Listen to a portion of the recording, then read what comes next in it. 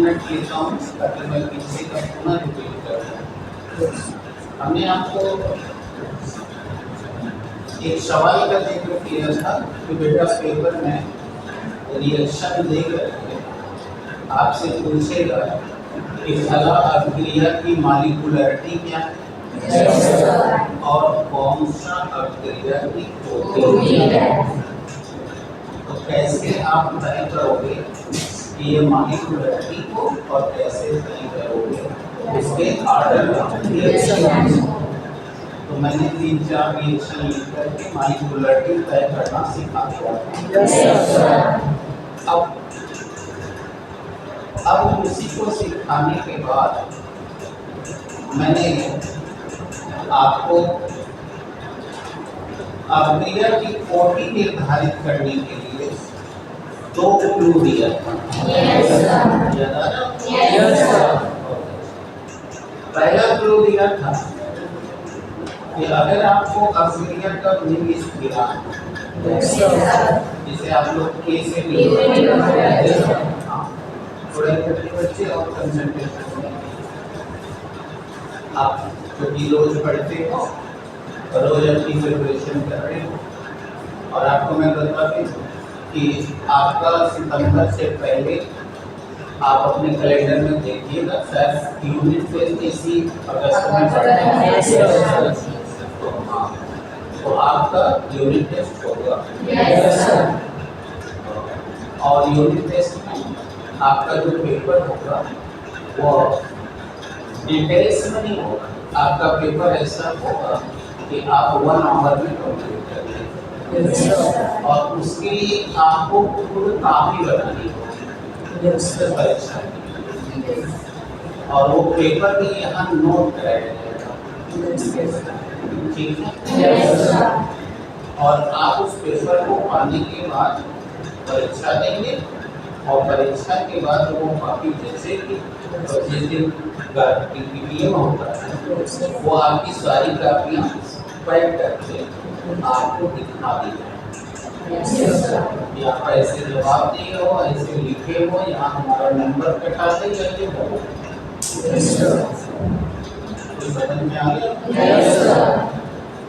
अब ये मैंने इसलिए किया है क्योंकि आपको पता है कि आपको बोर्ड मिलेगा। तो आप पैसा लिख रहे हो तो जो नंबर कट रहा है आप चाहिए और ऐसे ही लिखोगे तो जाहिर एग्जाम में भी कटेगा तो तुम्हारे पास एक बड़ा बढ़िया उत्तर होता है कि कभी ऐसे ही मैंने आपका कोई दोषी नहीं है क्योंकि जो व्यक्ति गलत करता है ना वो हमेशा दूसरे पर क्वेश्चन उठा देता है और उसको अपने को पास साफ कर देता है। तो इसीलिए भी मैंने किया। इसी तरह जब आपका अभी मैं फिर सितंबर में एग्जाम लूँगा वो भी काफी लिखा होगा और जब प्री बोर्ड लूँगा वो भी काफी ताकि आप अपनी औकात अपनी क्षमता अच्छी तरह जांच लें कि ऐसे ही तो आपको पेपर में ऐसे ही मार्क्स मिलने वाले हैं। इसीलिए आपको जैसे मैंने बताया ना कई कॉपियाँ ऐसी आती हैं विशेषकर केमिस्ट्री और बायोलॉजी पूछना कुछ ज़्यादा सवाल है बैक्टीरिया का लिखने वाला उसने मनुष्य को लिया है। सवाल कुछ भी है लिखने वाला खंडन लिख रहा है और ऐसे इसमें ज़्यादातर जो बच्चे हर साल या 11 में मेरिट में आए थे बस उन्हीं बच्चों की कॉपियाँ दुरुस्त करनी बाकी जो किसी तरह लपेट करके पास हो जाते हैं सवाल कुछ भी है लिखने वाला कुछ भी लिख रहा है। और इसमें कई तो ऐसे ही जिनको कि एक भी फार्मूला मैथ का याद कॉपी ब्लैंक मतलब कुछ भी लिख दिया और वो 0 का आ गया और देखने के बाद ये आश्चर्य होता है कि भैया अगर 10 मिनट पढ़ता होगा तो क्या इसको एक फार्मूला नहीं आता। तो ऐसे कई लोग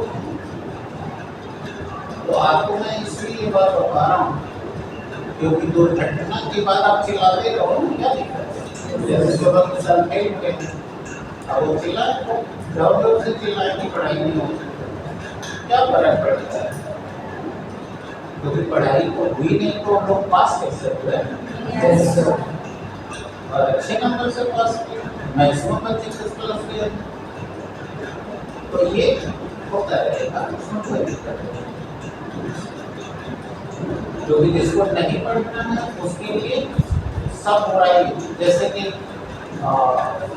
तो उसको जैसे आप देखो, मैंने एक दिन बच्चे को यार खड़ा करके बुलाया तो देख रही है वो अप्रैल गायब रहा, मई गायब रहा, जुलाई में भी गायब रहा, अगस्त में तो मामला है, 3 महीना नहीं पढ़े।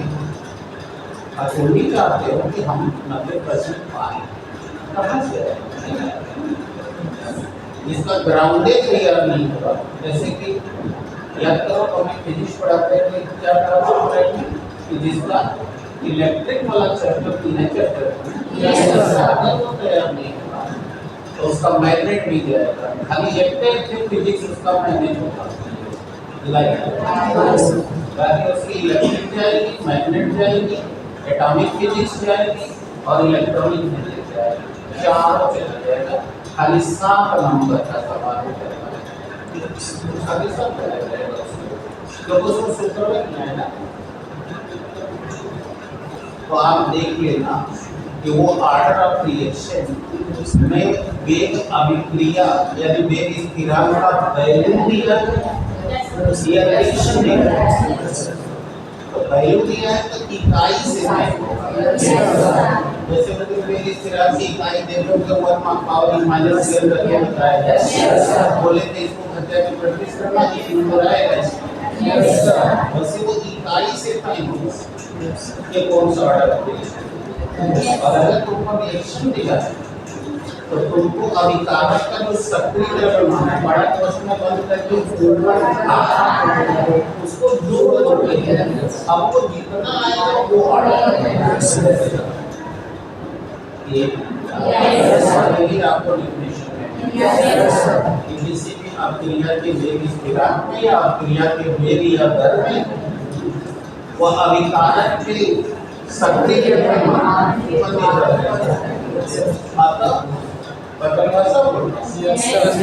अतः उस अभिकारक के सक्रिय द्रव्यमान पर उपस्थित आठों की संख्या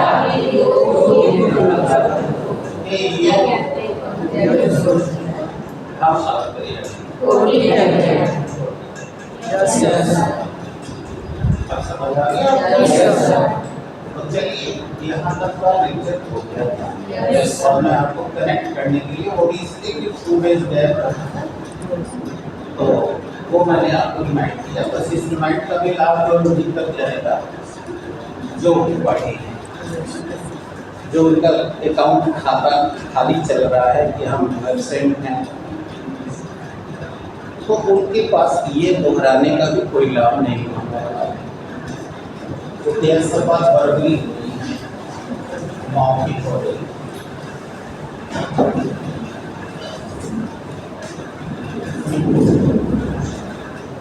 अब हम बहुत ही इम्पोर्टेंट टॉपिक डील करने जा रहे हैं, टॉपिक ध्यान दीजिएगा। जो ये पॉइंट डील हो रहा है इसका लाभ आपको एटॉमिक फिजिक्स में मिलेगा।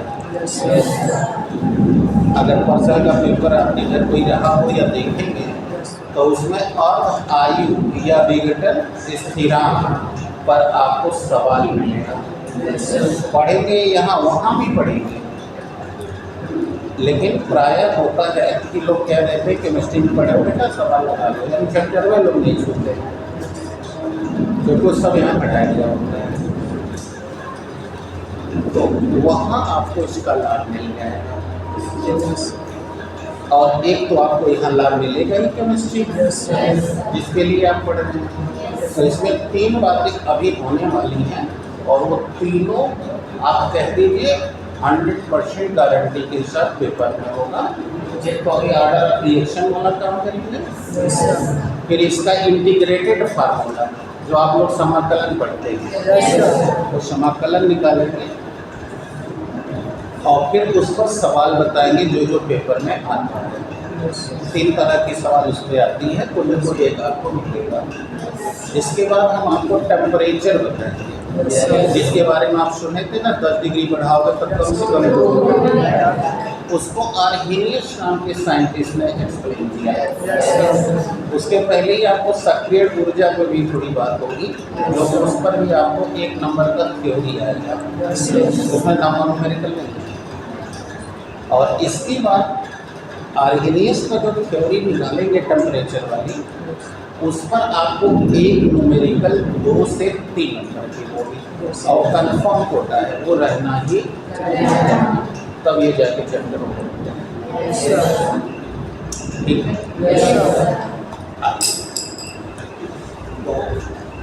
Our last time you have studied the order of reaction can be calculated in following 2 ways, and that depends upon the question. If in your question velocity constant values are given, so then to see the unit you can just calculate which kind of order of reaction are seen there, are found in the given equation. Right? Yes, sir. And second, if the reactions are given, so then in that reaction you can just get the sum of the power of the active mass of the reactant. So this is how you can just declare which kind of order of reaction is going on. Yes, sir. अब इसी को आधार बना के classify करने जा रहे हैं। जैसे सपोज कर लो, यहाँ पर मैं आपको दिखाने की कोशिश कर रहा हूँ, पोजिशनल डेफिनेशन ही है, आज मैं उसको एक्सप्लेन और तेजी से करता हूँ। जैसे सपोज करो कि N1 मोल A का N2 मोल B रिएक्टेंट के साथ रिएक्ट करते हैं, M1 मोल C और M2 मोल D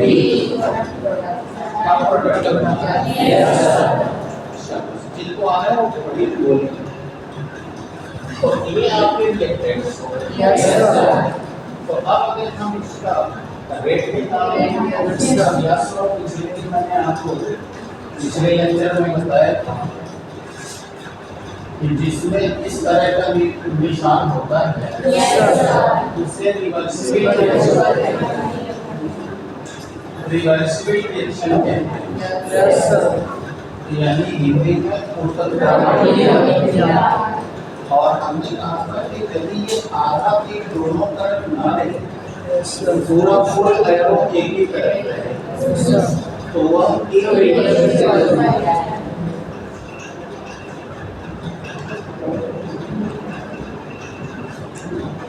ये रिवर्सिबल रिएक्शन है। हमें दूसरी बात एक और बताई थी कि जब रिवर्सिबल रिएक्शन होगा तो इधर का रिएक्टेंट इधर जो प्रोडक्ट बनाएगा उसे हम फॉरवर्ड रिएक्शन कहते हैं, और जब ये दोनों मिलकर के वापस इधर आएंगे तो ये रिएक्टेंट हो जाएगा, ये और इसे बोलेंगे बैकवर्ड रिएक्शन। तो इस तरह आकर अभिक्रिया और पश्चात ये दोनों अभिक्रिया जहाँ होगी वह उत्क्रमणीय अभिक्रिया है। लेकिन अगर केवल अनुक्रमणीय है तो उसमें कोई फॉरवर्ड रिएक्शन बैकवर्ड नहीं होगा। तो अब हमारे इस फॉरवर्ड रिएक्शन का रेट निकालें, तो आपको लाभ मास सेक्शन को अब हम यहाँ लिख लिया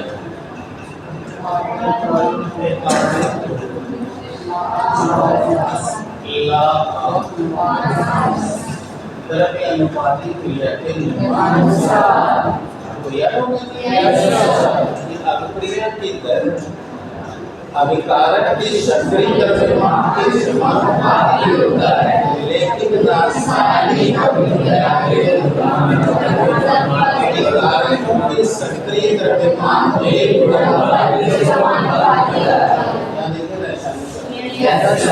तो इसका C और D बनाना पारस्परिक है। अगर इसकी रेट अगर हम R देखें तो प्रोपोर्शनल एक का सक्रिय द्रव्यमान और ये बोलेंगे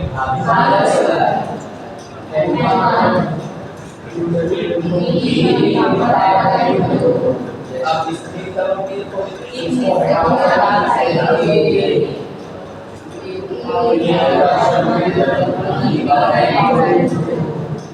इसलिए ऑर्डर ऑफ रिएक्शन अभिक्रिया की होगी क्या परिभाषा सक्रिय द्रव्यमान जो उपस्थित को जोड़ तो यहाँ है अब ये अब ये जोड़ने पर जो संख्या आएगी वही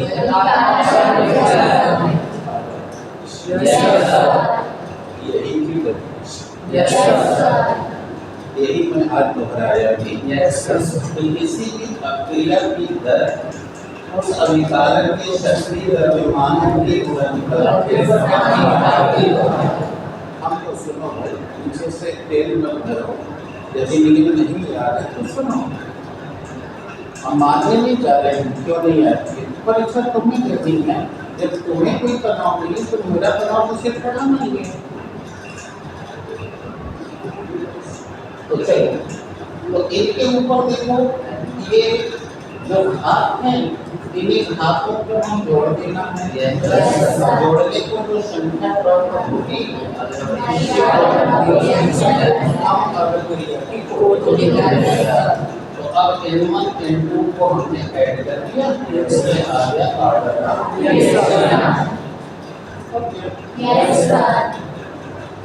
हो गया अब हम इसी सम को आधार बना के अब हम लिखेंगे kinds of order of reaction यानी अभिक्रिया की कोटि के बटा ठीक है तो संख्या जो मिली उसी को आधार बनाएंगे तो हम करिए ये प्लस अब लिखे ही हैं ये आपका रिएक्शन सूत्र तैयार हो गया तब इसकी ऑर्डर यानी प्रभाजी सॉरी इसको हम बोलेंगे हिंदी में वैक्सल का मतलब होता है भिन्न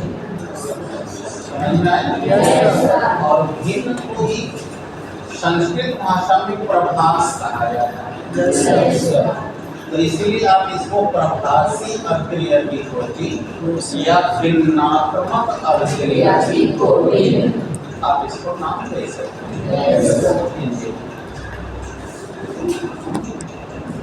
हैं एक्सप्लेन करूंगा और एक्सप्लेन के साथ साथ आपको उनका रेट यानी वेग स्थिरांक भी देता है बताता रहूँगा कि ऐसे आपको सवाल हल करना है जो पाँचों बैठा लेंगे तो आपको फिर सवाल ये भी दिखा देंगे कि कैसे पकड़ना है तो पहला छोटे अभिक्रिया की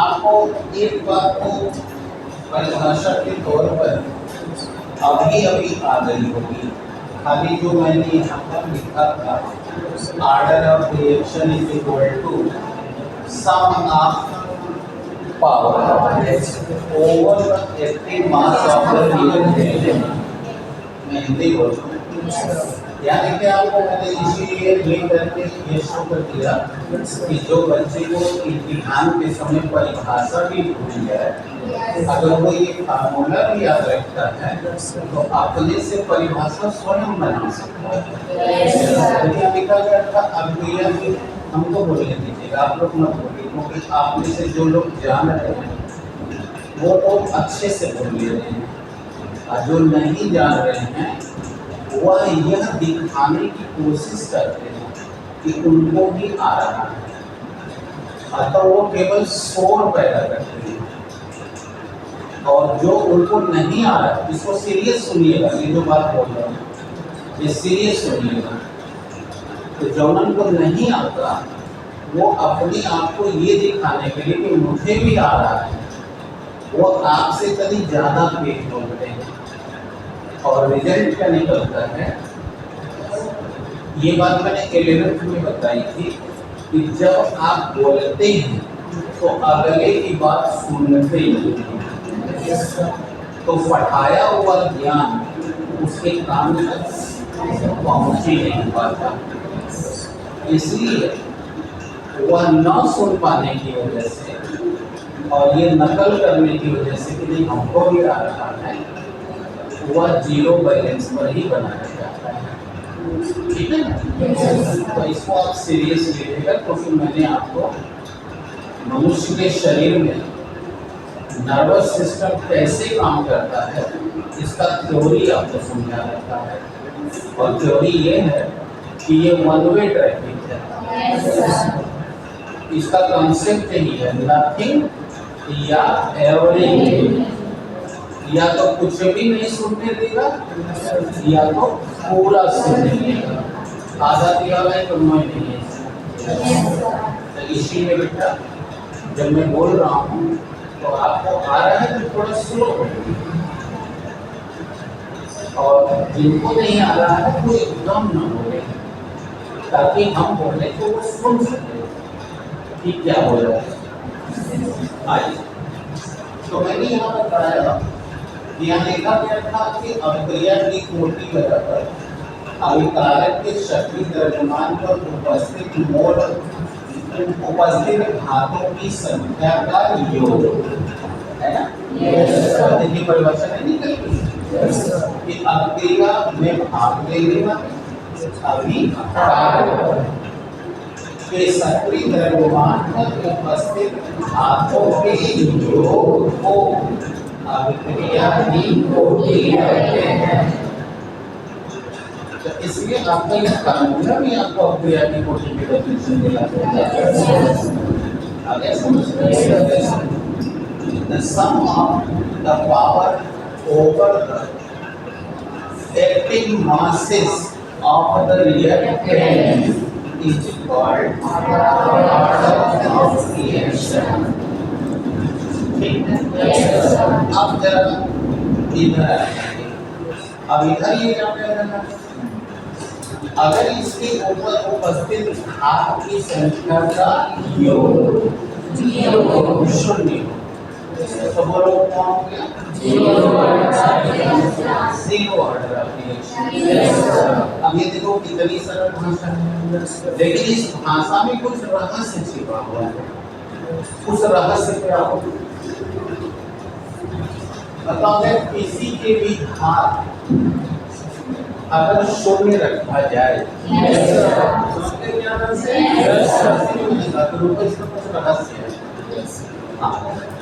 बेटा दिमाग और शरीर से शरीर बैठो। पैर में दो बच्चे हैं तो ये लगाए हैं स्प्रिंग और वो अपना चालू हो जाते हैं, और मुझे वहाँ से रिफ्लेक्शन आता है तो नहीं पता, क्योंकि मैं पूरा 100% कंसंट्रेट होकर पढ़ाता हूँ, वो खोल के नहीं पढ़ाता, इसलिए दिमाग में। आप जानते हो गणित की भाषा में, देखो यहाँ पर लिख दे रहा हूँ, ऐसे लिख रहा हूँ, ऐसे ही मैंने शुरू किया। बात करना, अगर किसी के सक्रिय द्रव्यमान के ऊपर शून्य भार है तो ये तो मैंने बता दिया कि बेटा ऐसे भी डेफिनेशन दे दोगे, लेकिन अब जरा इसका गणित का अर्थ निकालो बेटा। अगर किसी के साथ शून्य हो, बोलो उसका वैल्यू कितना हो जाएगा, और कक्षा 6, 7, 8, 9 तक तुमने संख्या पद्धति पढ़ी है। बताओ अगर एक का पूरा किसी में कर दिया जाए तो क्या उसके मूल मान पर कोई फर्क पड़ता है? तो तुमने पढ़ा होगा एक को गुणात्मक सर्व समीका यानी एक ऐसी संख्या है जिसका किसी में भी गुणा करो तो उसके मान पर कोई प्रभाव नहीं पड़ता। अब मेरा सा बताओ अगर मैं यहाँ ए लिखूं तब तो प्रभाव पड़ेगा ना? क्या इसको भी हटा के एक लिख सकता हूँ? नहीं लिख सकता, ये तो सभी को पता है क्योंकि इसको जब भी लिखूंगा लेकिन अगर बताओ इसी के ऊपर 2 हाथ हो तो क्या इसे भी हम और लिख सकते हैं? ए स्क्वायर लिखेंगे और अगर कोई वैल्यू यहाँ है तो उसका द्विघात करते ही बताओ डबल हो जाएगा। बोले ये गणित हो जाएगा, इसमें कोई समझने में दिक्कत तो नहीं है। अब तो अगर हम उसके ऊपर 3 लिख दें तो अपने ना ट्रिपल हो गया यानी 2 है तो 8 हो गया। सोचिए इसका मतलब कि अगर इनके ऊपर अगर हाथ शून्य रहेगा तब तो कोई फर्क नहीं पड़ेगा, लेकिन अगर हाथ 1 है 2 है 3 है तब तो फर्क पड़ेगा। इसका मतलब कि इनडायरेक्टली ये यह कर रहा है कि शून्य अक्रिया की कोटि में जो अक्रिया की दर है वह सक्रिय द्रव्यमान पर निर्भर नहीं लेकिन अभी आप देख लो ऐसा है कि नहीं है, क्योंकि इसके ऊपर 0 रहेगा तो वैल्यू 1। अब ये 2 किलो ली गई हो चाहे 2 मोल पर लीटर ली गई हो, 8 मोल पर लीटर ली गई हो, लेकिन रिएक्शन पर कोई फर्क नहीं पड़ता। इसलिए अब अगर ये दोनों कॉन्सेप्ट हम एक में जोड़ दें तो अब देखो मेरा शून्य अक्रिया की कोटि की परिभाषा क्या खड़ी होती है? ये खड़ी होती है कि शून्य अक्रिया की कोटि में अभिक्रिया की दर अभिकारक के सक्रिय द्रव्यमान पर निर्भर नहीं करता। बोलो बन रहा है कि नहीं? निर्भर नहीं करता। चाहे आप अभिकारक थोड़ी मात्रा में लो या ज्यादा मात्रा में लो, उससे उसके रेट पर कोई फर्क नहीं पड़ता। जैसे जैसे ऐसे भी समझ लो थोड़ा और असल भाषा में, ये श्रीमान जी आज नहीं है, इन्हीं को मैंने उदाहरण लिया। अगर आप सब बच्चे हो और आप सब बच्चे जानते हो आज आप लोग की प्राथमिकता में 2 ही चीज़ है, अच्छा खाना अच्छा पहनना। अगर आपके पास कहीं से पैसा आ जाए तो आप उस पैसे को इन्हीं 2 पे खर्च करोगे, या तो अच्छा खाना खाने में या अच्छा पहनने में। सही बात है। लेकिन आज से 10 साल बाद आपकी प्राथमिकता बदल जाएगी। जैसे आज आपके मम्मी पापा की बदल गई, आज उनके पास पैसा आता है तो वो या तो उस पैसे को आपके लिए लग्जूरियस सुविधा खरीदने में खर्च करते हैं, या बिल्डिंग बनाने में, जमीन खरीदने में, गाड़ी घोड़ा लेने में, लेकिन खुद के लिए देखना नहीं खर्च करते। उनके पास कपड़ा है 2 सेट है तो 4 सेट बनाने की कोशिश नहीं करते, जबकि आपके पास मैं जानता हूँ कम से कम 4-6 सेट होगा। 2 सेट पे स्कूल का सिर्फ आंखों से दिख रहा है, लेकिन आपके घर में आपके अलमारी में हर पहनने वाला अलग होगा, पार्टी वाला आप देख कई लोग को लालची रहेगा, है कि नहीं? तो मेरे इसी अभिप्राय से आप अर्थ निकालिए कि आज आपकी प्रायोरिटी सिर्फ 2 चीज़ के लिए, अच्छा खाना, अच्छा मनोरंजन, इसी को आप प्राथमिकता देके अपने धन को खर्च करते हैं।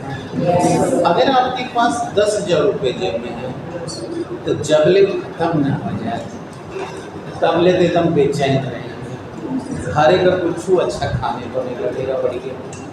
लेकिन अगर पैसे 10,000 की बजाय 5,000 तो कुछ कम रेट होगी। देखिए बता रहे हैं, ये पक्का सही बता रहे हैं। अगर 1,000 और कम, 500 हो और 100 रुपये हो, और अगर 10 रुपये हो और 1 रुपया हो, मेरा भारी का कुल भोजन पर ही लगेगा। इसका मतलब कि जब आपकी बैलेंस शून्य है तो आपकी रेट पैसे पर तो डिपेंड ही नहीं कर रही है। समझ गए ना? यही जीरो ऑर्डर ऑफ रिएक्शन की परिभाषा है। अब मैं ऐसे बोलूँ, विश्व में अभिक्रिया की कोटि उसे कहते हैं जिसमें अभिकारक के ऊपर उपस्थित घात की संख्या शून्य होती है, अर्थात वह अभिकारक की सांद्रता पर निर्भर नहीं करता। ऐसी अभिक्रिया को हम जैसे कि एग्जाम्पल दे रहा हूँ, जैसे हाइड्रोजन को क्लोरीन के साथ सूर्य के प्रकाश की उपस्थिति में क्रिया कराओ। अब ये तुरंत क्रिया करके हाइड्रोजन को गैस बनाएगा। अब चाहे आप यहाँ पर 10 मोल पर लीटर ले लो हाइड्रोजन, इसको 50 मोल ले लो, इससे इसके रेट पर ये नहीं है कि जैसे अभी मैंने बताया कि जेब में 10 है कि 100 है कि 500 है कि 1000 है कि 5000 है कि 10, उससे तो आपको फर्क पड़ता है, लेकिन इस पर फर्क नहीं पड़ता, क्योंकि इसकी जो रेट है वह इनके उपस्थित घात की संख्या के शून्य होने से वह इस पर निर्भर ही इससे जो होता है उसका मान एक होते ही पूरा करने से कोई फर्क नहीं। क्या बात समझ में आ गई? कितने लोग? अब मैं बोलता हूँ, तुम लोग मुझे सुनाओ कि तुमने क्या सीखा। चले? यदि किसी अभिक्रिया की दर अभिकारक की सांद्रता पर निर्भर नहीं करती, अर्थात उस पर उपस्थित घात की संख्या शून्य हो, तो इस अभिक्रिया की कोटि को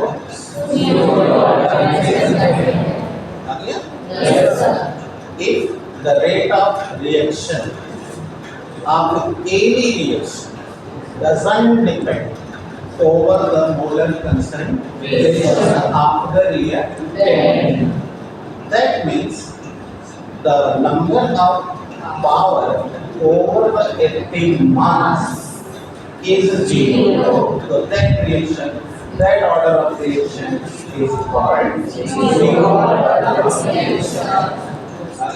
Yes, sir.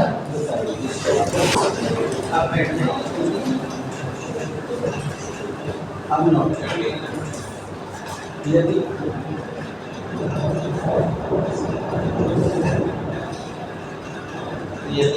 किसी अभिक्रिया की दर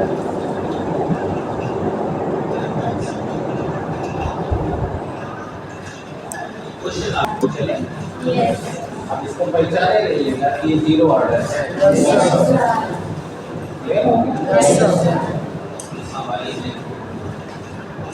देखिए कोई एक रिएक्टेंट है जो रिएक्शन में प्रोडक्ट फॉर्म कर रहा है। अब हमने इसको एक मोल पर लीटर लिखिए।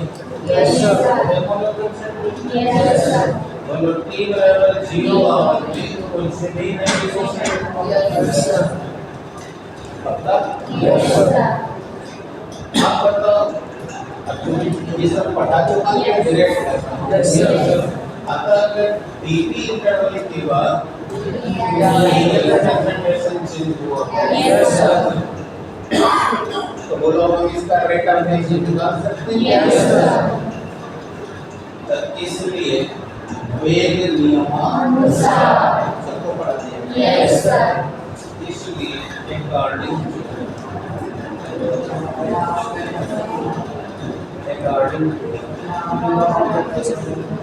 velocity, la velocity यही पड़ेगा ना मैं Yes, sir. बोलो dear Quantity. proportional okay Yes, sir. अब संयोजन तो नहीं कोई काम से आ रहा है No, sir. क्योंकि आपको सब सिखाया गया है कि वेद किसे कहते हैं दर्श Yes, sir. आपको तो मैं देख रहा हूँ 8-10 लोग को कोई आराम नहीं आराम करे तो अब बोलो No, sir. बोलो इसी को वेद कहते हैं ये शर्माएं अभी क्या आप कह रहे हो कि अभी परिभाषा में कह रहे हो कि यह जिस पर निर्भर है हो गया Yes, sir. अब तो बराबर करेंगे तो पिछले दिनों इसमें वेग स्थिरांक कहा गया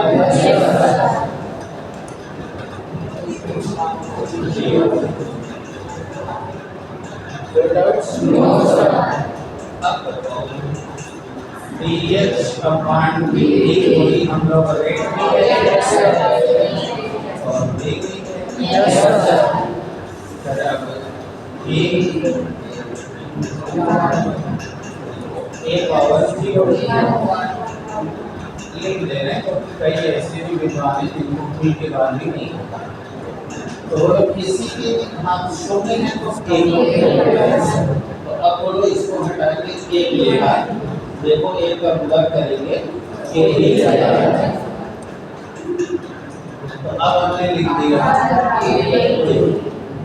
अब बताओ ये जो रेट है तुम्हें याद है ये वेग स्थिरांक अपन बताओ आपको मैंने वेग स्थिरांक की 4 प्रॉपर्टी लिखवा रखी है बोला था बेटा वेग स्थिरांक का लक्षण 1 नंबर में पेपर में आएगा और जिस दिन लिखवाए उस दिन इसको लेकर ही मैंने गिनवाए थे कि 4 वेक्टर कौन देना तो जो लोग क्लास मेंटेन करते हैं उनको सॉरी रखो बोलो इसका अर्थ है कि यह नंबर देगा क्योंकि स्थिरांक तो देखो अब इसकी दर स्थिर है अर्थात ये ज्यादा लो या कम लो हमने प्रूफ कर दिया अंदर इसी के नियम रहेगा बढ़ेगा या इसीलिए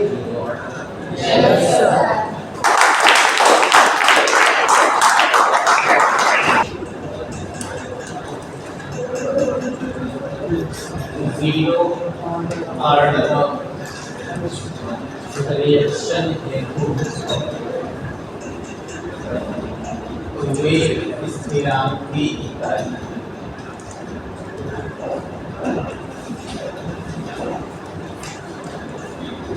unit for velocity constant only लिखिएगा only for the order of reaction क्योंकि हर ऑर्डर ऑफ रिएक्शन में ये बदलती रहेगी तैयार है बेटा अब आइए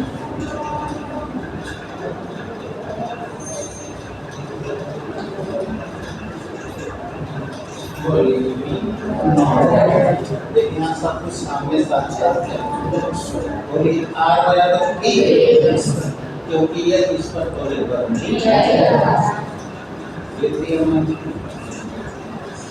R is equal to बताइए क्या R माने dx by dt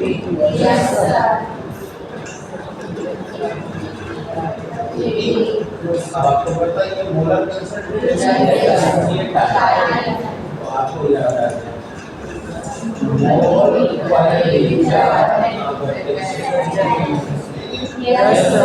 तो अगर आपको इकाई मोल पर लीटर सेकंड उसमें लिखा गया आप खोल के कर दीजिए ये एरो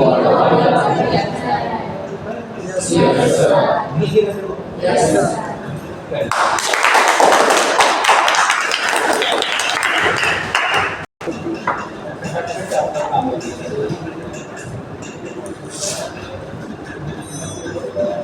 वन होते ही ओके के बराबर अब जब एक रहेगा तो एक और वन होने पर तो एक नहीं ना होगा, अब एक प्रभाव डालेगा, यानी कि अब सूत्र में के बगल में ए आएगा तो वो लोग प्रभाव पड़ गया।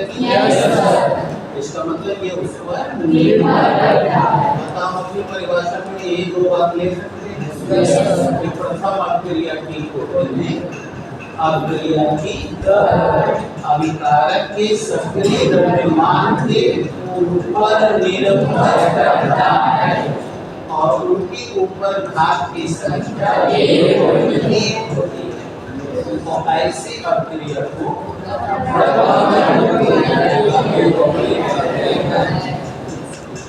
बोल बेटा समझ आ गया?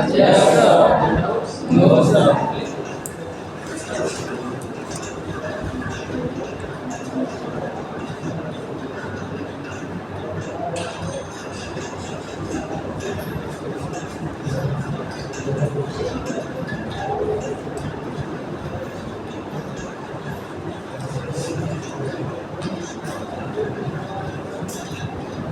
अब बोर्ड पे आ जाए।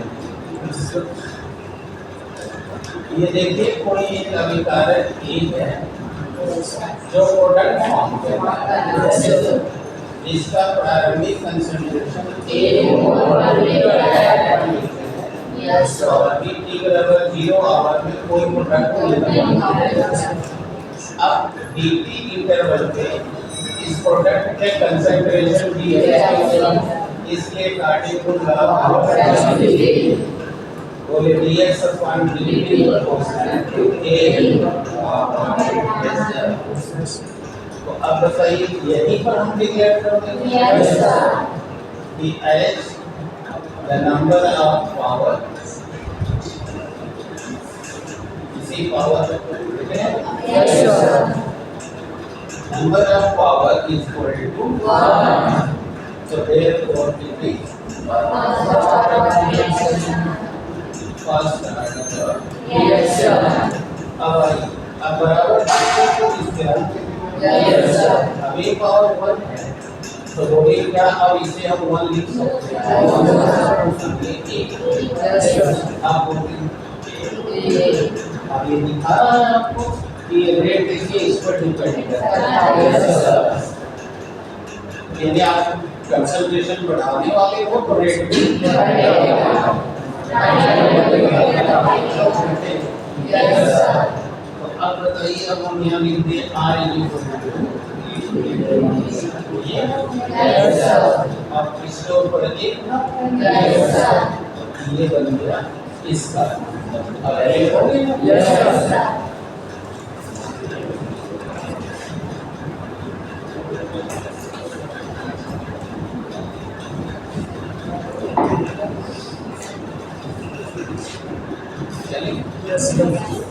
जैसे एग्जाम में दिया गया है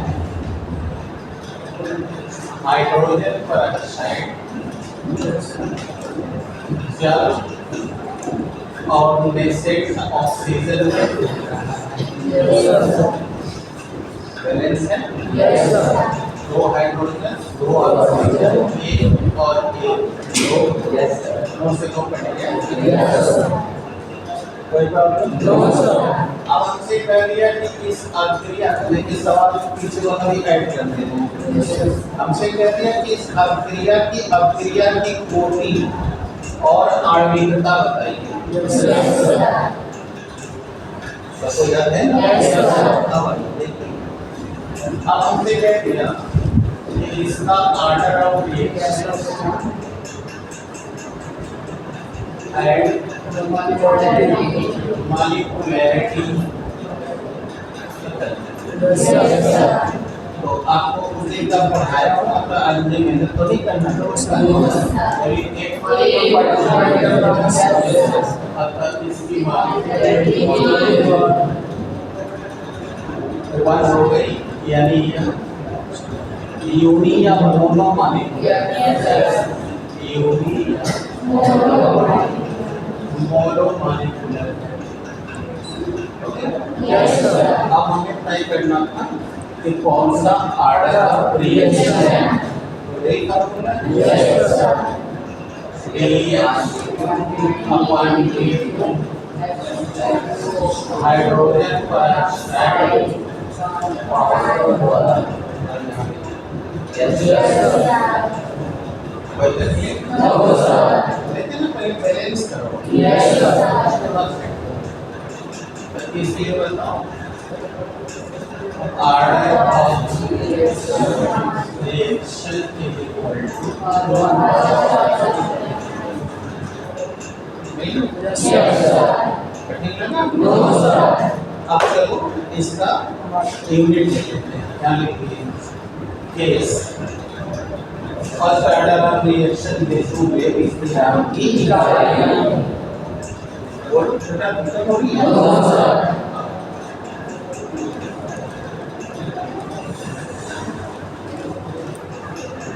देखो ये बना हुआ है Yes, sir.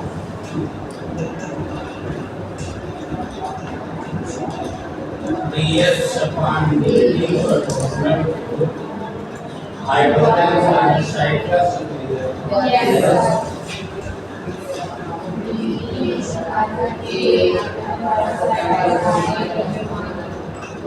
अब ये निकाल Yes, sir. a बराबर dx by dt निकाल Yes, sir. और इसे मोलर परसेंटेज मोल पर मीटर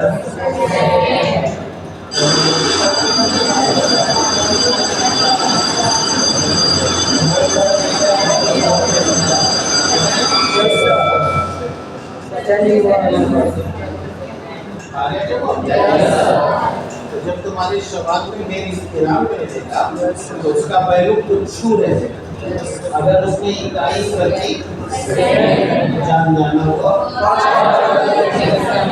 जीरो में ऐसा नहीं है